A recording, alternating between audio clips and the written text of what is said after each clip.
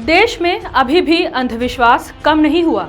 आज भी गांव में बहुत से गरीब परिवार बीमार होने पर अपने बच्चों को डॉक्टर के पास ले जाने के बजाय तांत्रिक या बाबा के पास इलाज कराने के लिए लेकर जाते हैं, जिसके बाद बच्चों की तबीयत और ज़्यादा बिगड़ जाती है या जान से ही हाथ धोना पड़ जाता है।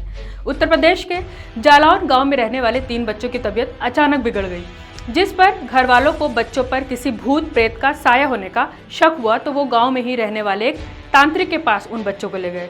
उस तांत्रिक ने बच्चों पर तंत्र विद्या की, काला जादू किया, जिससे उन बच्चों की हालत और ज्यादा बिगड़ गई। वो बच्चे बेसुध हो गए। बच्चों की खराब हालत देखकर घर वाले डर गए। उन्होंने आनन फानन में इलाज के लिए बच्चों को अस्पताल में भर्ती कराया।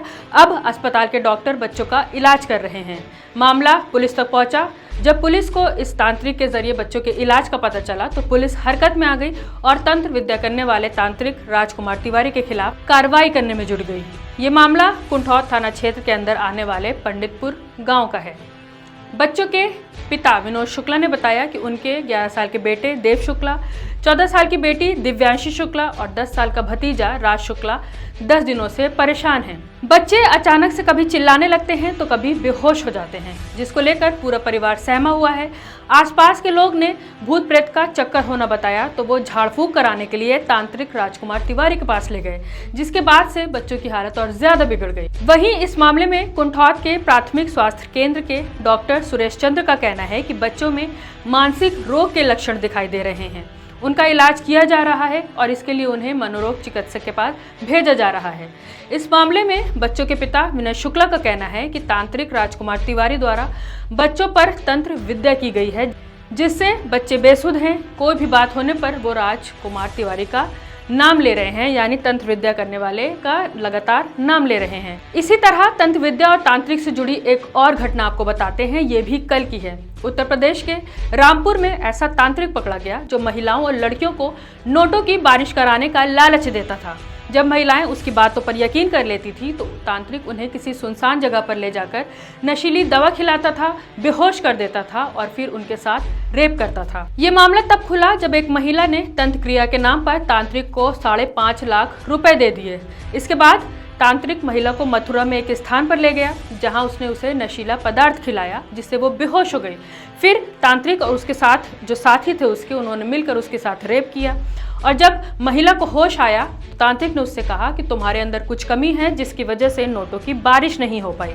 महिला वहां से जैसे तैसे अपने घर पहुंची और मामले की शिकायत पुलिस में की। फिर पुलिस ने आरोपी तांत्रिक को ढूंढा और उसके साथियों को अरेस्ट कर लिया। 3 दिन पहले यूपी के सुल्तानपुर में एक बुजुर्ग की इसी तंत्र विद्या के इलाज कराने के चक्कर में मौत हो गई।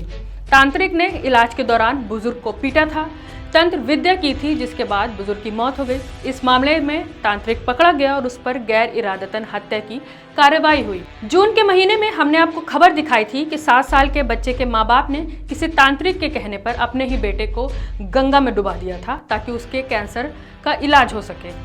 बच्चे का मुंह पानी में देर तक डूबा रखने की वजह से मौके पर ही बच्चे की मौत हो गई।